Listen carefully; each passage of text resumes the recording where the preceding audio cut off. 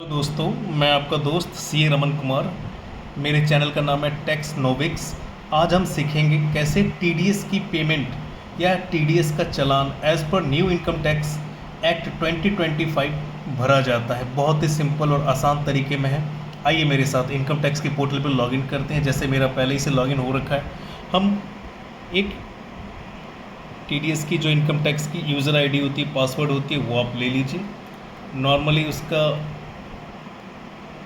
10 number ही उसका user ID होता है, और जो आपने अपने लिए जो क्रिएट किया होगा पासवर्ड, वो पासवर्ड आपका होगा। जैसे सपोज़ हमने पहले यहाँ लॉगिन कर लिया है, लॉगिन के बाद हमने उसकी एंटर डाल दी है। अब देखिए, जैसे ये पोर्टल है,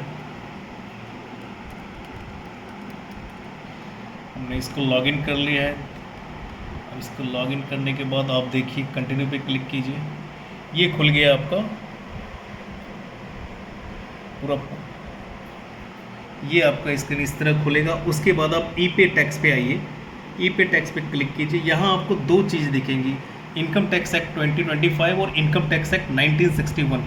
आपको हमेशा ध्यान रखना है कि अब जो हमारा टैक्स ईयर है वो 26-27 है, तो 1961 का जो चालान है वो अब नहीं भरना है, वो पुराने सालों के लिए लिखा है। उसमें लिखा भी गया है, देखिए, TDS TCS payment for assessment year 26-27 और अर्लियर ईयर्स। हमको जो नया है, अब हमारा टैक्स ईयर है 26-27, तो इसके लिए हमको चालान as per income tax act 2025 भरना है। इसको आप कंटिन्यू कर लीजिए।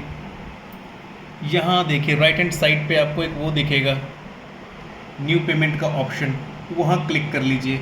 उसके बाद आप टैक्स ईयर सेलेक्ट कीजिए 26-27। न्यू इनकम टैक्स 2025 के हिसाब से अब हमारे फाइनेंशियल ईयर और असेसमेंट ईयर का कंसेप्ट ख़त्म हो गया है। जो ईयर है उसको टैक्स ईयर कहा जाएगा।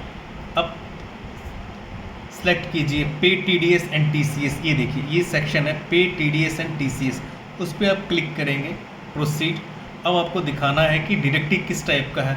अदर देन कंपनी डिडक्टिव है तो इस पर सेलेक्ट कीजिए, कंपनी डिडक्टिव है तो नीचे वाले पे कीजिए।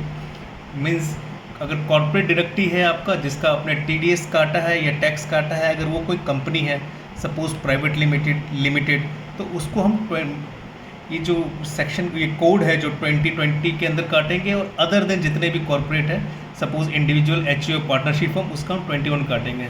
हम कंपनी के साथ चलते हैं, सेलेक्ट में रेसिडेंट करते हैं, ठीक है। उसके बाद कंटिन्यू करते हैं। कंटिन्यू के बाद आप आइएगा डिस्क्रिप्शन, किस तरह की आपने पेमेंट दी है और कैसा काटा है।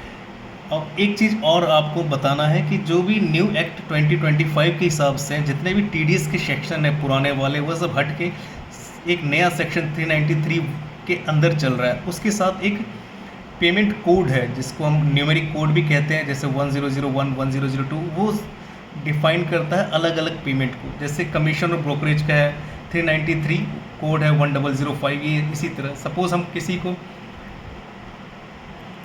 पेमेंट कर रहे हैं कमीशन का, कमीशन और ब्रोकरेज अदर, हमने ये सिलेक्ट कर लिया। उसके बाद जो भी आपने टैक्स काटा है, जो भी अमाउंट आपने टैक्स काटा है, वो यहाँ मेंशन कर दिए। सपोज़ 1200 रुपये काटे हैं। उसके बाद आप नीचे स्क्रॉल कीजिए, उसको ऐड। अगर हमारे पास मल्टीपल चालान डिफरेंट हेड में है तो हम एक में ही ऐड कर देंगे। सपोज़ जैसे हमने कमीशन का काट लिया, उसके हिसाब से हम काटते हैं रेंट और मशीनरी, इसको भी हम ऐड करके जो भी फिगर है आप उसको डाल दीजिए, उसको ऐड कर लीजिए। पहले क्या था कि हर सेक्शन के लिए अलग अलग चालान हमको जनरेट करता है, लेकिन यहाँ एक क्यूमुलेटिव दे दिया है। ये न्यू एक्ट के हिसाब से बहुत ही बढ़िया चीज़ है, जो कि हम एक साथ मल्टीपल सेक्शन के कोड काट सकते हैं। पाँच टाइप ऑफ सेक्शन के चालान आप एक ही बार जनरेट कर सकते हैं। तो उसके बाद आप कंटिन्यू कर लीजिए। कंटिन्यू के बाद आप देख लीजिए, एक बार वेरीफाई कर लीजिए चीज़ों को कि टैक्स हमारा इतना ही बन रहा है, ठीक है। उसके बाद कंटिन्यू कीजिए, फिर पेमेंट ऑप्शन सेलेक्ट कीजिए। पेमेंट ऑप्शन में आपके पास है नेट बैंकिंग, डेबिट कार्ड, पे एट बैंक काउंटर। अगर आपके पास ये फैसिलिटी नहीं तो बैंक काउंटर पर भी चालान जनरेट करके जमा कर सकते हैं। आरटीजीएस एनईएफटी की फैसिलिटी है।